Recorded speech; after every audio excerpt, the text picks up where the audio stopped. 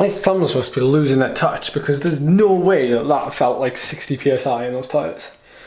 But apparently there was only 60 psi in them. There's now 100.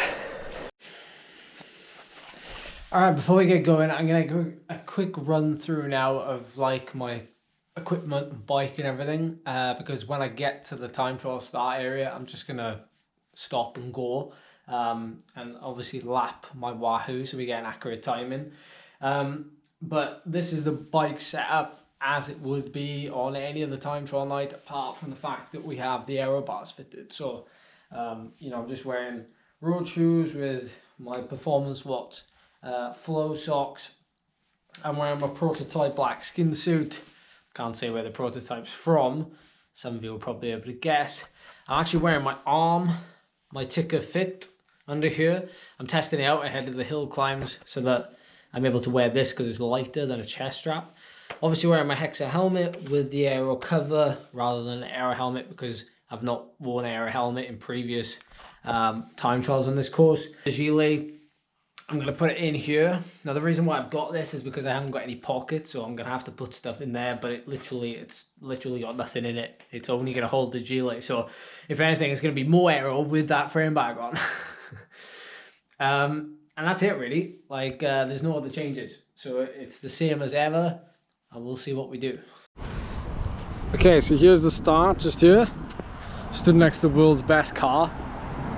And we're gonna hit the effort. Really excited to see what happens in this.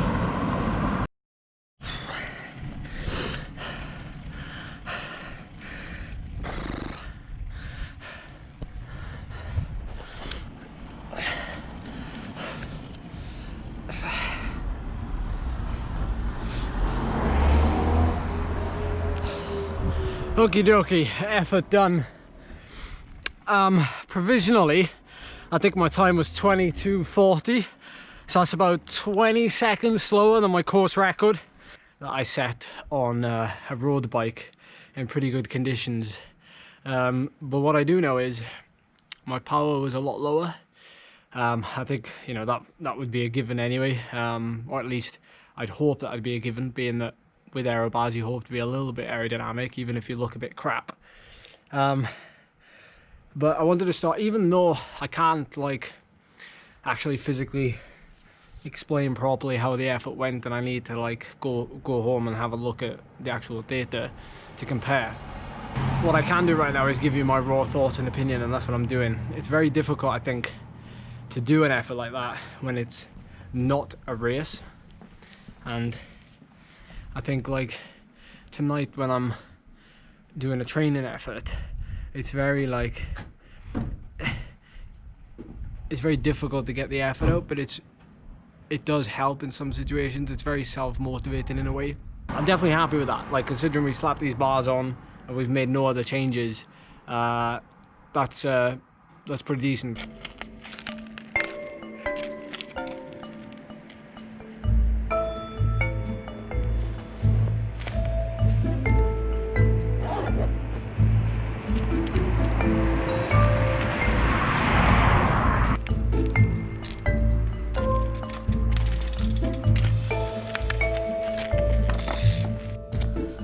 Alright, the people, how are you doing?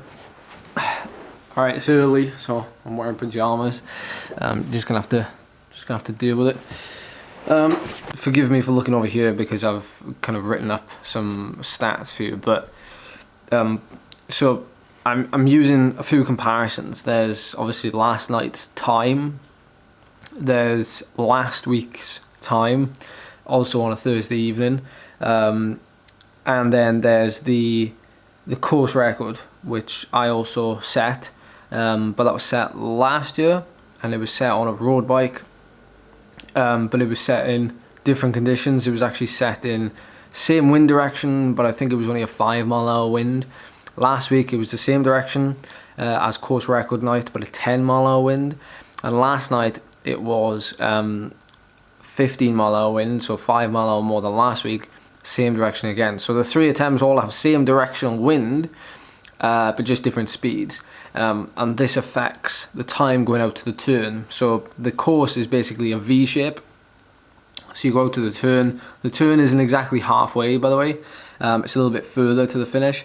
And then once you turn there, you get that tailwind. So my times, like between each runs, vary quite a bit. So my fastest ever time, the course record, which was done on a road bike in that 5 mile an hour westerly, was an 8:53 to the turn. Last week, where the wind was 10 mile an hour stronger, it was a 9:42.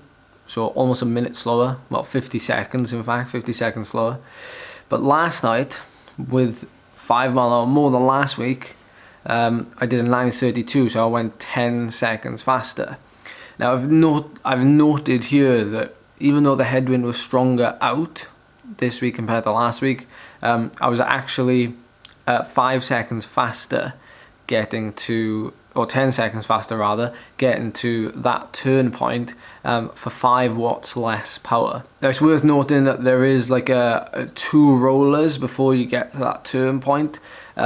So, you know, me making up 10 seconds, it's a very marginal amount of time. So it's probably likely due to my momentum off of those rollers being tucked up in the aero position.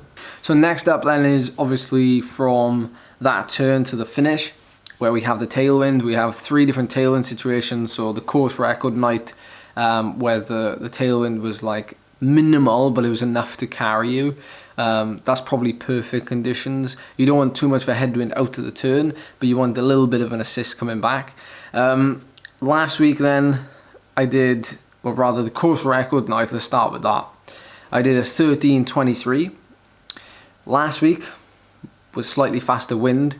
I actually did a 13:38, so I went slower, mainly to do with traffic, okay, so that throws it a little bit. Possibly the difference in, you know, one road bike versus another road bike, and my position on that first road bike in 2019 when I set the course record, and my position on my bike now is different. They're 2 different bikes. So that was a 13:38, so that was 15 seconds slower coming back. So slower in both segments. But last night, obviously with a stronger tailwind, I did a 13:01. So I was 22 seconds faster than my actual course record return leg. So course record time was 22:16. Last week was 23:20.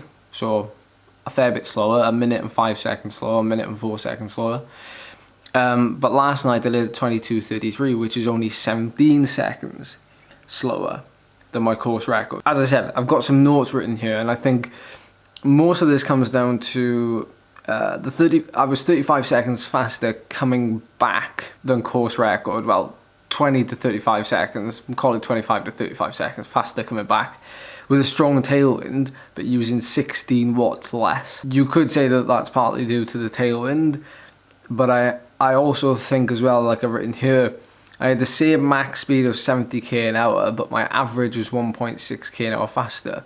The biggest difference, I think, is the fact that I'm able to tuck up, even in the tailwind, to maintain momentum. So coming off the descents onto the climbs meant I save a bit more energy for the actual climbs themselves. There's like a 1.5 minute climb of like 6 or 7%. So it is one of those you can punch over, but because it doesn't go downhill straight off the top of it, it levels off for about 3 minutes, 2 minutes, and then it drops. And what I noticed there, the biggest difference was I was able to, once I got up to speed, I was able to tuck up and use very little power, like regardless of the tailwind, because when I compare it to last week, I was able to go so much quicker than last week's time, even though the wind was only marginally stronger. And I think I was able to go so much faster just because I was able to tuck up, as opposed to last week when I was on the hoods of the road bike. Then I wasn't able to tuck up as much. Now, an interesting comparison would be if I did 2 runs on the same night. One being on the road bike, one being on the time trial bars. It'd be worth doing in the future to see a little bit more accurately the comparison on the same night. Maybe both ridden at 340 watts, 350 watts, rather than last night I averaged I think 375 for the 22:33, for course record night, I averaged, I think it was 385, and then last week I actually averaged 390. So my most power, but I went the slowest because of the headwind out to the turn, and because I was on a road bike. So you know, I'm basically effectively like a brick.